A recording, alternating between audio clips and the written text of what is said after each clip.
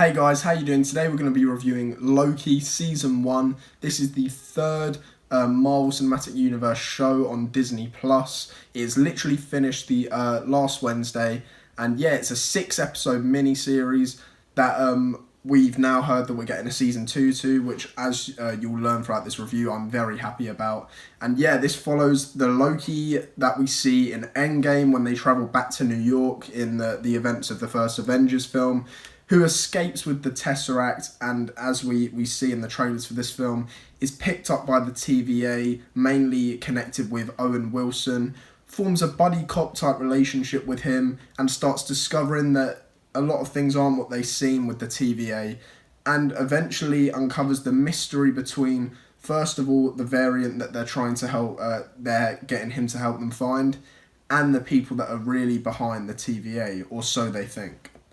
So with this show, I was very, very pleasantly surprised. I wasn't sure, I thought I was going to enjoy it. Obviously, I love the character of Loki, but if you actually look back at the MCU, other than the first Avengers film, he really does feel like he's been done dirty. He hasn't been shown the respect he deserves. Ever since that first Avengers film, he's sort of just been the joke character that, let's be honest, everyone just assumes is going to backstab you. No one trusts him.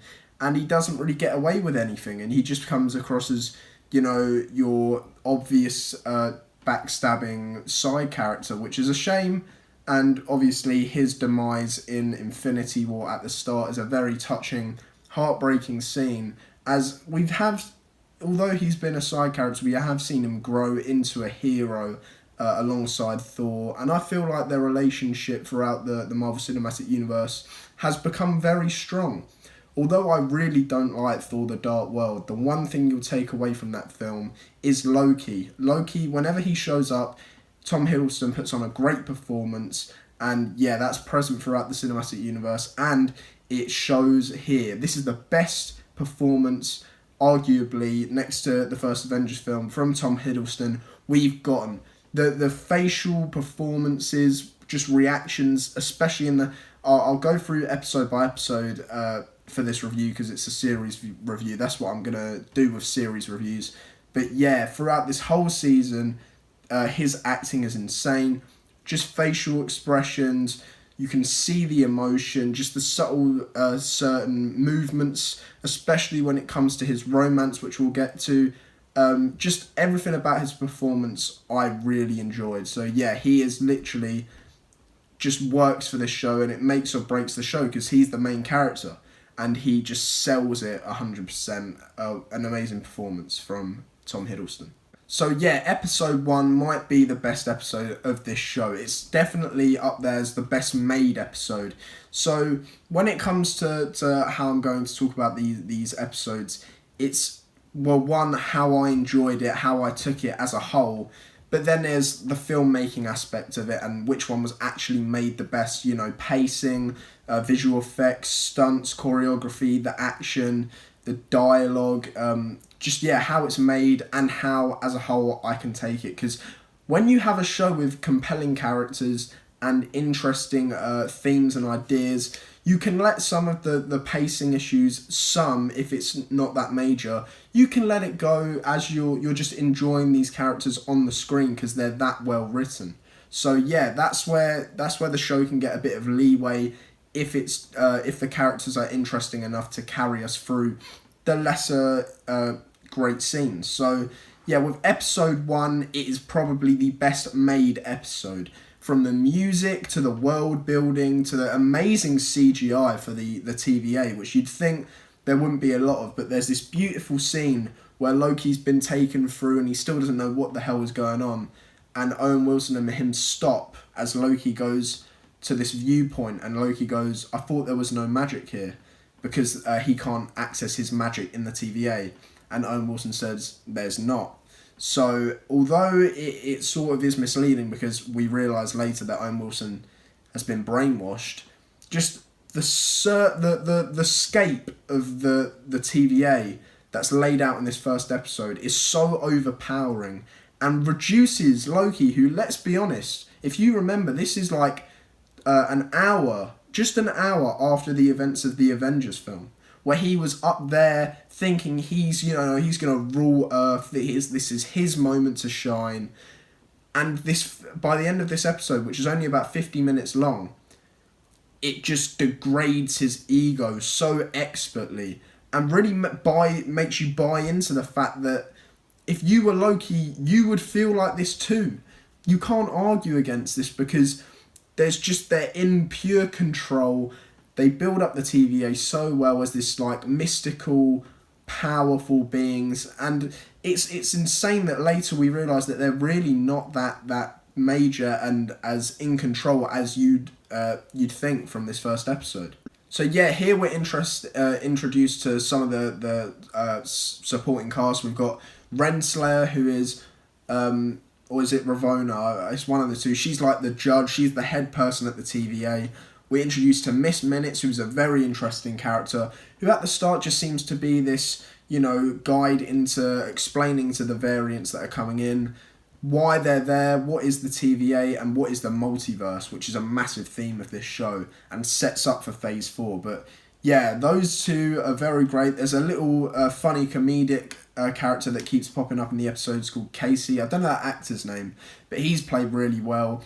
And if you go back, this is a great show as well because it has rewatchability, which is great when there's a show that you feel like in a couple months or even just like a couple weeks, you feel interested to go back and rewatch it because there's so much more stuff that you'll pick up now with a rewatch after they explain loads of big questions later on in the season. Just subtle things with Casey. For one, he doesn't know what fish are. It's like, you're at the TVA and you've been alive for so long apparently, and you are in control of all of the timeline. If you've never come across fish, like that's a bit sus to me. Like just little things like that you whiz over your head at the time. You're just thinking that's a throwaway comedic line because it's a Marvel show. But no, these lines are important. They have significance, and it flies over your head so expertly. And that's just how this show is made. It's just very, very clever. So yeah, the writing between Owen Wilson and Loki is just amazing. This first episode, the back and forth they go through in the interrogation scenes with Loki, where Owen Wilson is trying to see where this Loki's at, trying to get under his skin, and basically humanize him and get through his ego, destroy his ego, and just subject him to nothing, which Owen Wilson does perfectly. He's the standout, other than Tom Hiddleston, in this show. His performance is great, and I can't wait to see Mobius return in season 2. But yeah, these scenes are expertly done, and the scene, this is what my standout moment of this first episode, when Loki's seeing his whole future play out, realises that he ends up being the one that kills his mother. He's the cause of his mother's death. And all of this stuff add up, and he finally sees his glorious purpose where he just gets his neck snapped by Thanos like he's nothing.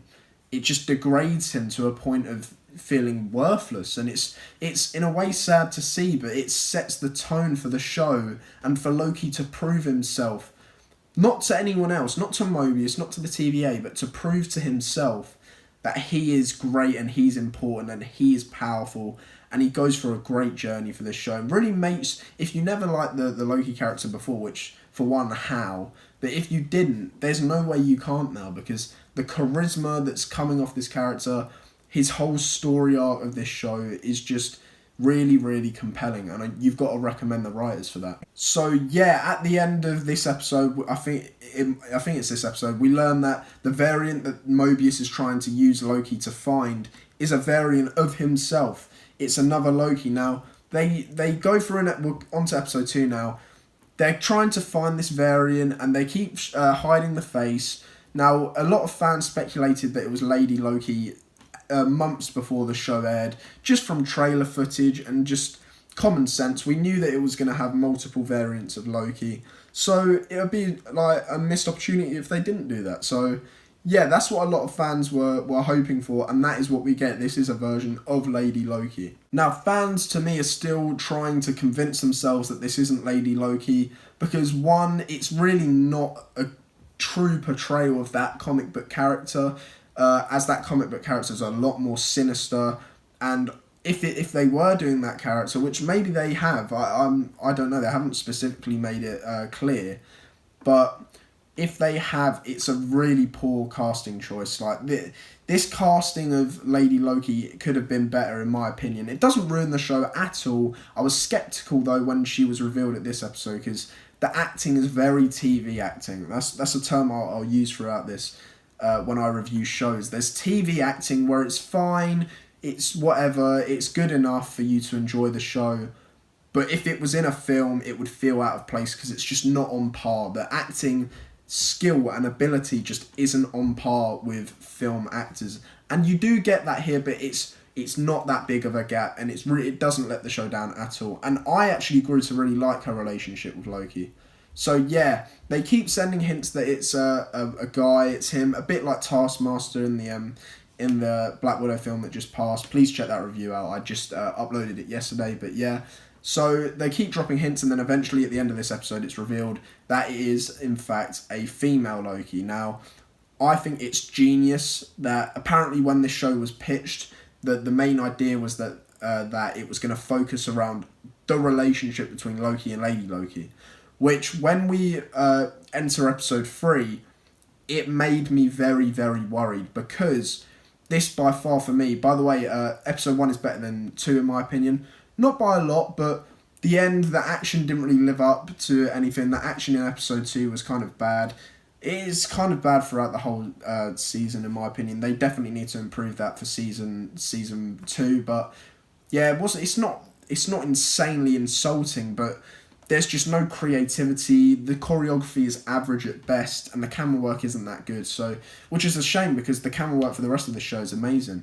But yeah, moving on to episode 3. Loki escapes with Lady Loki, Sylvie, through a portal at the end of episode 2, and this whole episode, for me, is kind of useless and a wasted opportunity, because this could have been something a lot more interesting and could have hooked fans into... They could have hinted more of Kang, which we'll get to later. There's just this episode, if you think about where it starts and where it finishes... Nothing changes. They're still stuck on Lamentis. So, I don't know. This episode feels a bit out of place. Looking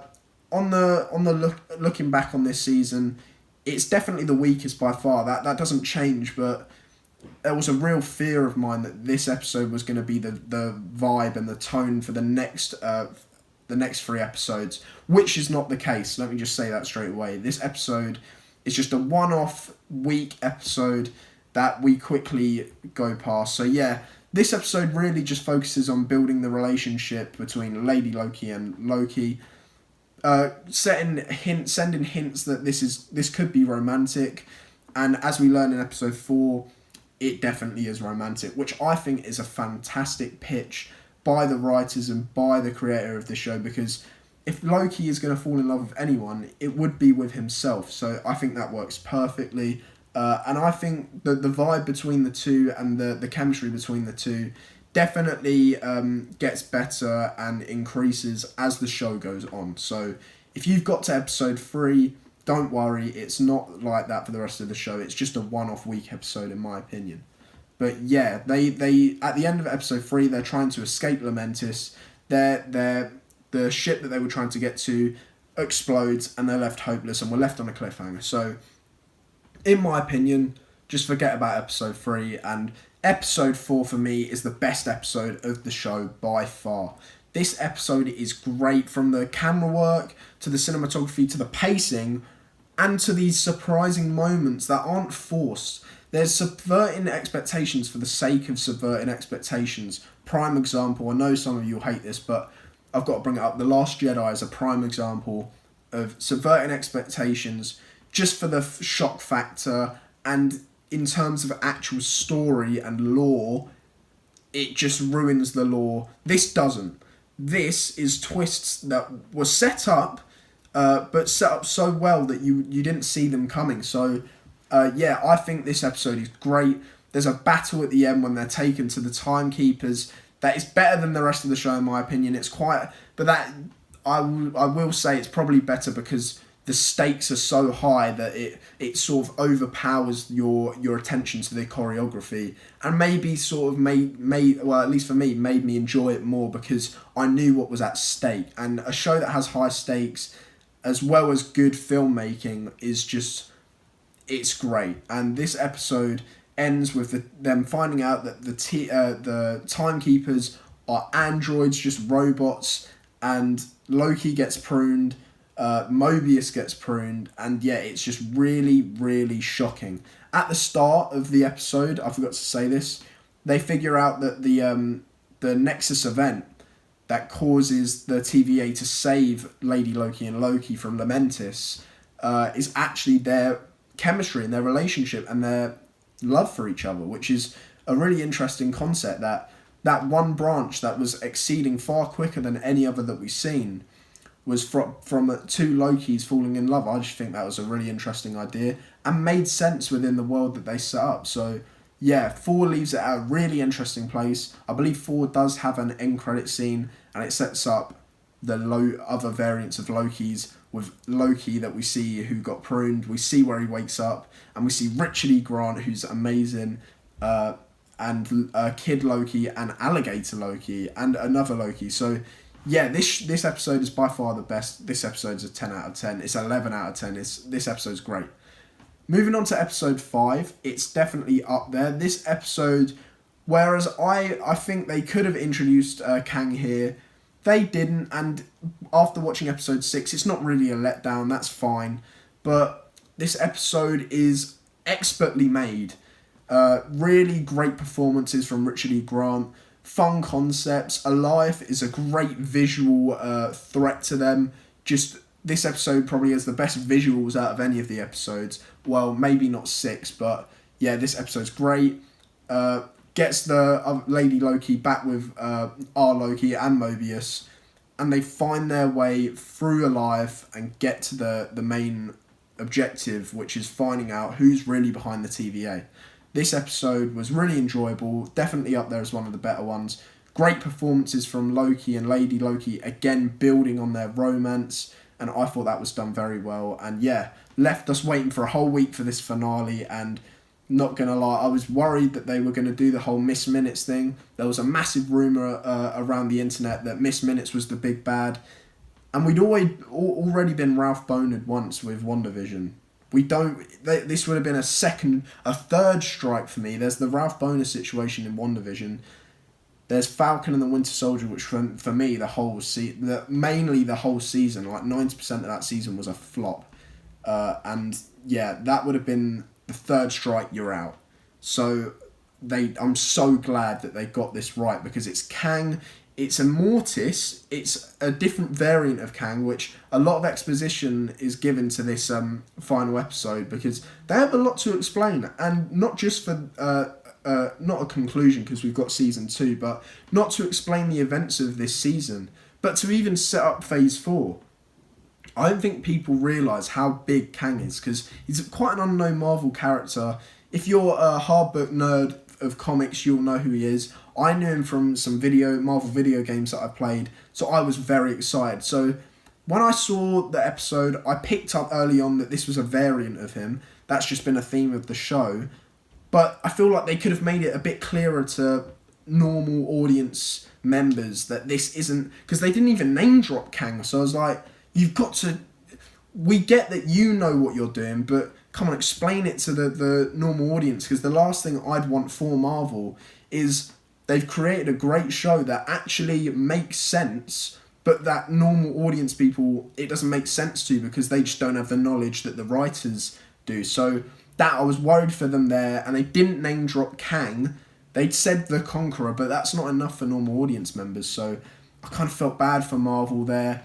I've watched a couple reactions on YouTube to the actual episode, and I don't know if people get the fact that this is a Mortis, a version of Kang that is good, and is actually in the comics had a war with Kang and was trying to stop him from being Kang the Conqueror of worlds. So it was great to see for me, because I understood the concept.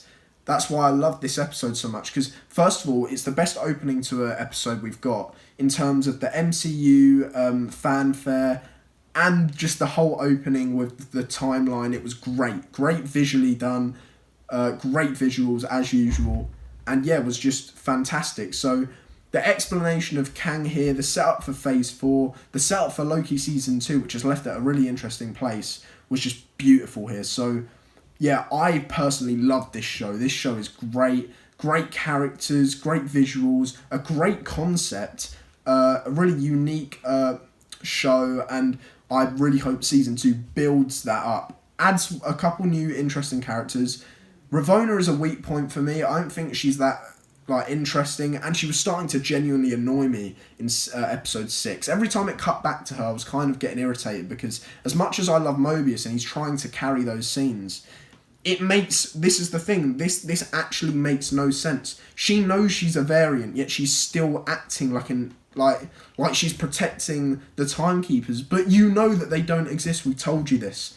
So either you're just stupid, or whatever Miss Minutes came in and dropped the file to you, which they leave that unanswered for a reason, is very important and leads Ravonna on to a task that she's not giving any information on. So it's either that, or she's just being stupid. So yeah, other than that, I'm very excited for Season 2, and just to see Loki if he pops. I believe there's a rumour he might pop up in Doctor Strange 2, Multiverse of Madness, which, hey, the title, it makes sense, doesn't it? So yeah, I'm going to rate Loki Season 1 a 9 out of 10. Recommend this a lot. Please go check it out. Give it the love it deserves. And yeah, like, subscribe, comment your thoughts down below on Loki Season 1. And I'll see you in the next video. Bye, guys.